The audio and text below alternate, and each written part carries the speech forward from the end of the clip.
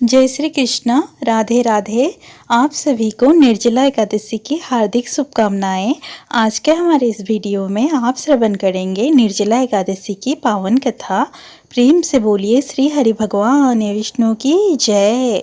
भीमसेन व्यास जी से कहने लगे कि हे पितामह, भ्राता युधिष्ठिर, माता कुंती, द्रौपदी, अर्जुन, नकुल और सहदेव आदि सब एकादशी का व्रत करने को कहते हैं, परंतु महाराज मैं उनसे कहता हूँ कि भाई में भगवान की शक्ति, पूजा आदि तो कर सकता हूँ, दान भी दे सकता हूँ, परंतु भोजन के बिना नहीं रह सकता। इस पर व्यास जी कहने लगे कि हे भीमसेन, यदि तुम नरक को बुरा और स्वर्ग को अच्छा समझते हो तो प्रति मास की दोनों एकादशियों को अन्न मत खाया करो। भीम कहने लगे कि हे पितामह, मैं तो पहले ही कह चुका हूँ कि मैं भूख सहन नहीं कर सकता।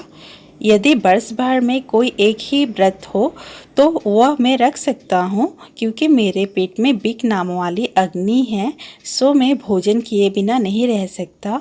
भोजन करने से वह शांत रहती है, इसलिए पूरा उपवास तो क्या, एक समय भी बिना भोजन किए रहना कठिन है। अतः आप मुझे कोई ऐसा व्रत बताइए जो वर्ष में केवल एक बार ही करना पड़े और मुझे स्वर्ग की प्राप्ति हो जाए। श्री व्यास जी कहने लगे कि हे पुत्र, बड़े बड़े ऋषियों ने बहुत शास्त्र आदि बनाए हैं जिनसे बिना धन के थोड़े परिश्रम से ही स्वर्ग की प्राप्ति हो सकती है। इसी प्रकार शास्त्रों में दोनों पक्षों की एकादशी का व्रत मुक्ति के लिए रखा जाता है। व्यास जी के वचन सुनकर भीमसेन नरक में जाने के नाम से भयभीत हो गए और कांपकर कहने लगे कि अब मैं क्या करूं? मास में 2 व्रत तो मैं कर नहीं सकता। हाँ, वर्ष में एक व्रत करने का प्रयत्न अवश्य कर सकता हूँ। आज वर्ष में एक दिन व्रत करने से यदि मेरी मुक्ति हो जाए तो ऐसा कोई व्रत बताइए। यह सुनकर व्यास जी कहने लगे कि विषभ और मिथुन की संक्रांति के बीच ज्येष्ठ मास के शुक्ल पक्ष की जो एकादशी आती है उसका नाम निर्जला एकादशी है। तुम उस एकादशी का व्रत करो। इस एकादशी के व्रत में स्नान और आचमन के सिवा जल वर्जित है। आचमन में 6 मासे से अधिक जल नहीं होना चाहिए, अन्यथा वह मद्यपान के सदृश हो जाता है। इस दिन भोजन नहीं करना चाहिए, क्योंकि भोजन करने से व्रत नष्ट हो जाता है। यदि एकादशी को सूर्य उदय से लेकर द्वादशी के सूर्य उदय तक जल ग्रहण ना करे तो उसे सारी एकादशियों के व्रत का फल प्राप्त होता है। द्वादशी को सूर्य उदय से पहले उठकर स्नान आदि करके ब्राह्मणों को दान आदि देना चाहिए। इसके पश्चात भूखे और सपात्र ब्राह्मण को भोजन कराकर फिर आप भोजन कर लेना चाहिए। इसका फल पूरे 1 वर्ष की संपूर्ण एकादशियों के बराबर होता है। व्यास जी कहने लगे कि हे भीमसेन, यह मुझको स्वयं भगवान ने बताया है। इस एकादशी का पुण्य समस्त तीर्थों और दानों से अधिक है। केवल एक दिन मनुष्य निर्जल रहने से पापों से मुक्त हो जाता है।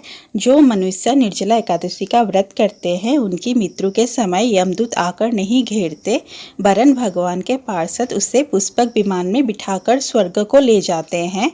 आज संसार में सबसे श्रेष्ठ निर्जला एकादशी का व्रत है, इसलिए यत्न के साथ इस व्रत को करना चाहिए।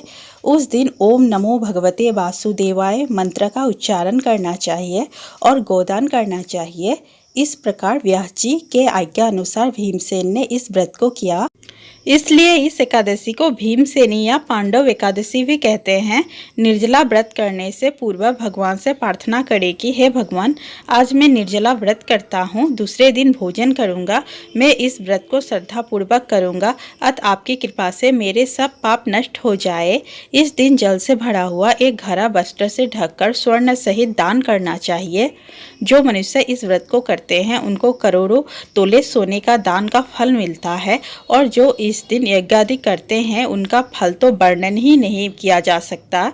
इस एकादशी के व्रत से मनुष्य विष्णु लोक को प्राप्त होता है। जो मनुष्य इस दिन अन्न खाते हैं वे चंडाल के समान हैं, वे अंत में नरक में जाते हैं। जिसने निर्जला एकादशी का व्रत किया है वो चाहे ब्रह्मा हत्यारा हो, मद्यपान करता हो, चोरी की हो या गुरु के साथ द्वेष किया हो, मगर इस व्रत के प्रभाव से स्वर्ग को जाता है। हे कुंती पुत्र, जो पुरुष या स्त्री श्रद्धापूर्वक इस व्रत को करते हैं उन्हें अग्रलिखित कर्म करने चाहिए। प्रथम भगवान का पूजन, फिर गोदान, ब्राह्मणों को मिष्ठान व दक्षिणा देनी चाहिए तथा जल से भरे कलश का दान अवश्य करना चाहिए। निर्जला के दिन अन्न, वस्त्र, जूती आदि का दान भी करना चाहिए। जो मनुष्य भक्ति पूर्वक इस कथा को पढ़ता अथवा सुनता है उसे निश्चय ही स्वर्ग की प्राप्ति होती है। प्रेम से बोलिए श्री हरि भगवान विष्णु की जय, एकादशी माता की जय।